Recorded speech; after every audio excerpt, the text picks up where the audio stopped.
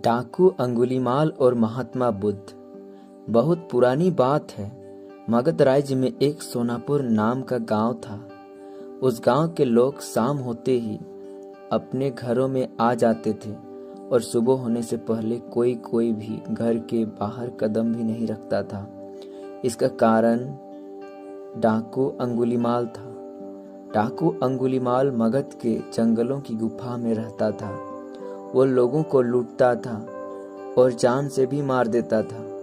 लोगों को डराने के लिए वो जिसे भी मारता उसकी एक उंगली काट लेता और उन उंगलियों की माला बनाकर पहनता।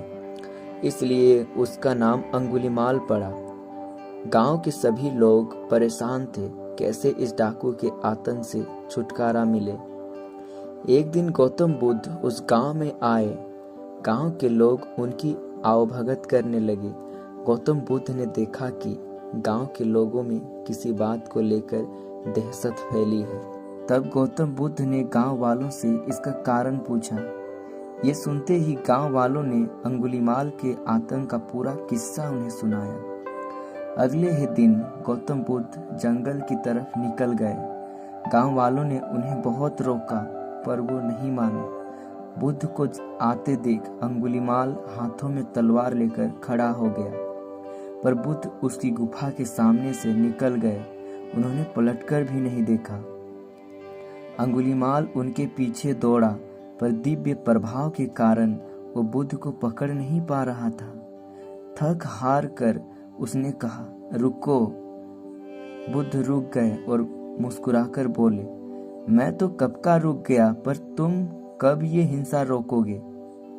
अंगुलीमाल ने कहा, सन्यासी, तुम्हें मुझसे डर नहीं लगता? सारा मगध मुझसे डरता है। तुम्हारे पास जो भी माल है निकाल दो, वरना जान से हाथ धो बैठोगे। मैं इस राज्य का सबसे शक्तिशाली व्यक्ति हूँ। बुद्ध जरा भी नहीं घबराए और बोले, मैं ये कैसे मान लूं कि तुम ही इस राज्य के सबसे शक्तिशाली इंसान हो? तुम्हें ये साबित करके दिखाना होगा। अंगुलीमाल बोला, बताओ कैसे साबित करना होगा? बुद्ध ने कहा, तुम उस पेड़ से 10 पत्तियां तोड़ कर लाओ। अंगुलीमाल ने कहा, बस इतनी सी बात? मैं तो पूरा पेड़ उखाड़ सकता हूँ। अंगुलीमाल ने 10 पत्तियां तोड़कर ला दी। बुद्ध ने कहा, अब इन पत्तियों को वापस पेड़ पर जाकर लगा दो। अंगुलीमाल ने हैरान होकर कहा, टूटे हुए पत्ते कहीं वापस लगते हैं क्या? तो बुद्ध बोले, जब तुम इतनी छोटी सी चीज को वापस नहीं जोड़ सकते तो तुम सबसे शक्तिशाली कैसे हुए? यदि तुम किसी चीज को जोड़ नहीं सकते तो कम से कम उसे तोड़ो मत। यदि किसी को जीवन नहीं दे सकते तो उसे मृत्यु देने का भी तुम्हें कोई अधिकार नहीं है। ये सुनकर अंगुलीमाल को अपनी गलती का एहसास हो गया और वो बुद्ध का शिष्य बन गया और उसी गांव में रहकर लोगों की सेवा करने लगा। आगे चलकर यही अंगुलीमाल बहुत बड़ा सन्यासी बना और अहिंसक नाम से प्रसिद्ध हुआ।